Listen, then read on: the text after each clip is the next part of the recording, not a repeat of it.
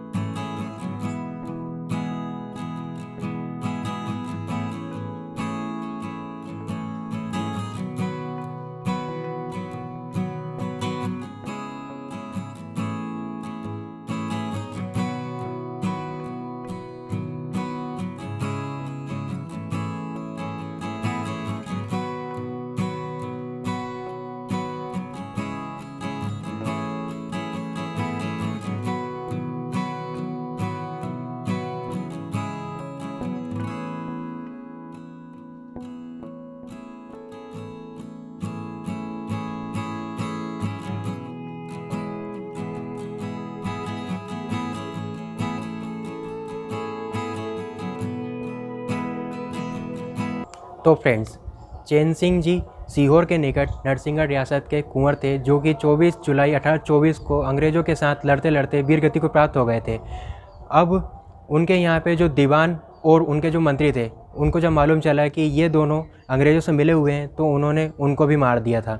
तो इसका मालूम जब मंत्री के जो छोटा भाई था उसको मालूम चला, रूपराम जी के जो छोटा भाई था उनको मालूम चला कि मेरे बड़े भाई को मार दिया है, तो उन्होंने इसकी शिकायत गवर्नमेंट ऑफिस में की, जो कि उनके पॉलिटिकल मेडोक नाम का कुछ ऑफिस था, वहाँ पे उनकी शिकायत करी कलकत्ता में।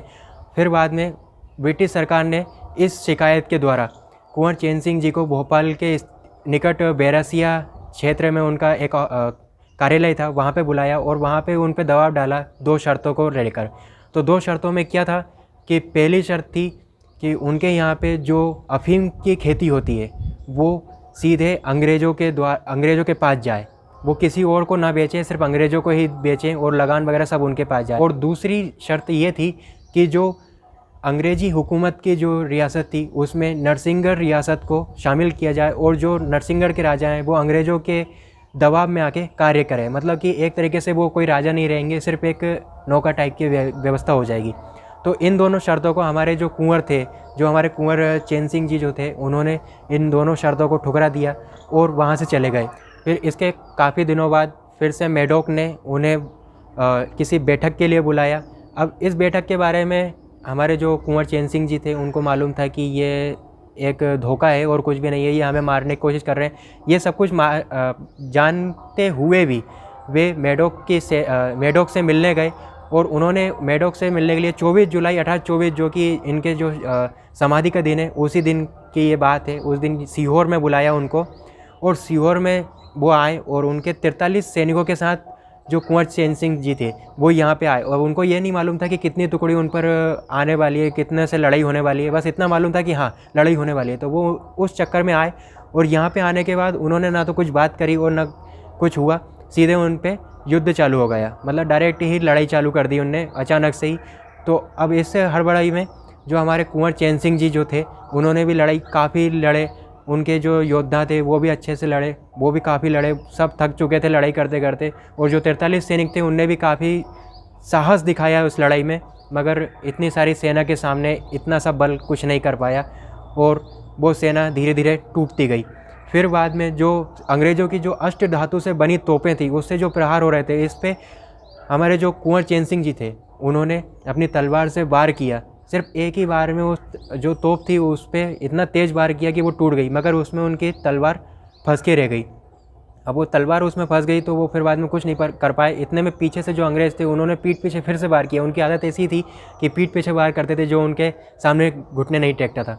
उन्होंने जैसे ही वार किया उनकी गर्दन धड़ से अलग हो गई। और फिर बाद में जैसे ही गर्दन अलग हुई, उनका घोड़ा जो कुंवर चैन सिंह जी का घोड़ा था वो उनके धड़ को लेकर सीधे नरसिंहगढ़ रियासत चला गया। और जो उनका जो सिर था वो आज भी यहीं पे समाधि के रूप में स्थित कर दिया गया है, क्योंकि उनकी लड़ाई इसी जगह पे हुई थी, तो यहीं पे उनकी समाधि बना दी गई। और उनके जो 2 विश्वसनीय जो उनके साथ बहादुर खां और एक और थे, वो दोनों जो उनके सैनिक थे वो उनके साथ काफ़ी लड़े और उनको भी वीरगति, आखिर में उनको वीरगति ही प्राप्त हुई, क्योंकि इतनी सारी सेना के सामने तीनों व्यक्ति कुछ नहीं कर सकते थे। तो ये आप जो देख रहे हैं ये हमारे कुंवर चैन सिंह जी की छतरी बनी हुई है, और जो उनके 2 सैनिक थे जो उनके विश्वसनीय थे उनकी जो छतरी है वो भी आगे है। तो फ्रेंड्स यही थी यहाँ की पूरी घटना, जो हमारे कुंवर चैन सिंह जी थे, इनकी समाधि कैसे यहाँ पे बनी, कैसे यहाँ पे आए, क्या क्या युद्ध हुआ है, इसके बारे में आपको बता चुका हूँ। और आगे जाके अगला नेक्स्ट ब्लॉग का भी मौका मिलेगा मुझे, तो इनकी जो रियासत है नरसिंहगढ़, वहाँ का भी इनका मैं किले के बारे में बताऊँगा, वहाँ पे इनके किले को भी मैं आपको घुमाऊँगा। तो फ्रेंड्स इस ब्लॉग को यहीं पे एंड करते हैं। आई होप आपको ये ब्लॉग पसंद आया होगा। यदि पसंद आया हो तो प्लीज़ वीडियो को लाइक कर दीजिएगा, चैनल पे नए हैं तो सब्सक्राइब कर दीजिएगा। मिलते हैं न्यू ब्लॉग में, जब तक के लिए बाय।